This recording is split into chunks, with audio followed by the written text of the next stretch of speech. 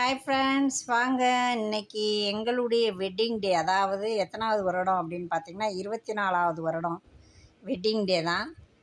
அதுக்கு நான் கோயிலுக்கு போகக்கூடாது, அதனால் கோயிலுக்கு மட்டும் போகலை ஃப்ரெண்ட்ஸ் இந்த வருஷம். சரி, எங்கே போகலான்னு பூங்காவுக்கு போகலான்னு பிளான் பண்ணியிருந்தா மழை, சரியான மழை. அதனால் பூங்காவுக்கும் போகலை.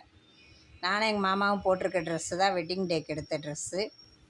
மாமா எனக்கு பிறந்த நாளுக்கு ட்ரெஸ்ஸு 7ஆந்தேதி எடுத்து கொடுக்கல, வெட்டிங் டேக்கு எடுப்போம்மான்ட்டார். சரி ரைட்டு, நாங்கள் போட்டிருக்க ட்ரெஸ் நல்லாயிருக்கா ஃப்ரெண்ட்ஸ்? இதுதான் வெட்டிங் டே ட்ரெஸ்ஸு. அப்புறம் தேட்டருக்கு போனால் நான் சந்தானம் படம், காமெடி படம், நல்லா சூப்பராக இருந்துச்சு. பார்த்துட்டு எப்பயுமே நாங்கள் டின்னர் ஹோட்டலில் தான் போடுவோம். எப்பப்போன்னு பார்த்திங்கன்னா எங்கள் வெட்டிங் டே, பிறந்தநாள் 2 நாள், பாப்பாவுக்கு பையனுக்கு பிறந்தநாள் 3 நாள் தான் நாங்களே ஹோட்டல் போகிறதே. நல்லா இருக்கா ட்ரெஸ்ஸு? இதில் சூப்பராக தெரியுது.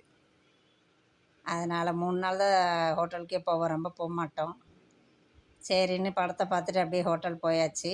கிரில் சிக்கன் ஒன்று வாங்கி 4 பேருக்கு மாமா ஷேர் பண்ணுறாரு பாருங்கள். ஏன் அப்படின்னா, எப்போ பார்த்தாலும் 1 2ன்னு 2 3 வாங்கிட்டு அந்த ஒன்றே சாப்பிட முடியாமல் வச்சுட்டு வந்துடுவோம். அதனால் மாமா இந்த வாட்டி பிளான் பண்ணிட்டார், எல்லாமே வாங்கி 4 பேரும் ஷேர் பண்ணிக்கிட்டோம். இது இலை பரோட்டாவாம், கிரில் சிக்கன் இலை பரோட்டா. இலை பரோட்டா பசங்க 2 பேர் சாப்பிட்டாங்க, நாங்கள் 2 பேர் டேஸ்ட் மட்டும்தான் பார்த்தோம். அதுலேயும் பாதியை வச்சுட்டு வந்துட்டாங்க. இப்படி சிக்கனமாக வாங்கியே வச்சுட்டு வந்துட்டாங்க ஃப்ரெண்ட்ஸ்.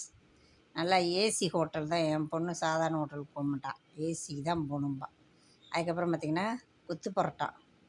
இது கொத்து பரோட்டா, இது ஒரு பிளேட் வாங்கி 4 பேர் ஷேர் பண்ணிக்கிட்டோம். அதுக்கப்புறம் பார்த்திங்கன்னா இது நூல் பரோட்டாவாம். என் மகன் ஆர்டர் கொடுத்தான் நூல் பரோட்டா. இதுவும் நானும் எங்கள் மாமாவும் கொஞ்சம் கொஞ்சம் மட்டும் தான் எடுத்துக்கிட்டோம்.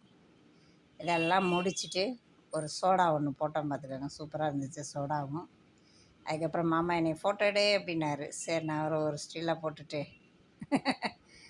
உண்மையிலேயே ஏதோ கடவுள் புண்ணியத்தில் சிம்பிளாக இவ்வளோ தான் முடிச்சாச்சு. சாப்பாடுக்கு மட்டும்தான் நாங்கள் எப்போயுமே காசு நிறைய செலவழிப்போம். சாப்பாடு எப்போயும் திருப்தியாக சாப்பிட்ருவோம், அதில் கணக்கே பார்க்க மாட்டோம். வேஸ்ட் பண்ணக்கூடாதுன்னு தான் இந்த வருஷம் இந்த பிளானு. ஓகே ஃப்ரெண்ட்ஸ், நீங்களாம் எப்படி திருமண நாளை கொண்டாடுவீங்கன்னு சொல்லி கமெண்ட் பாக்ஸில் சொல்கிறீங்களா?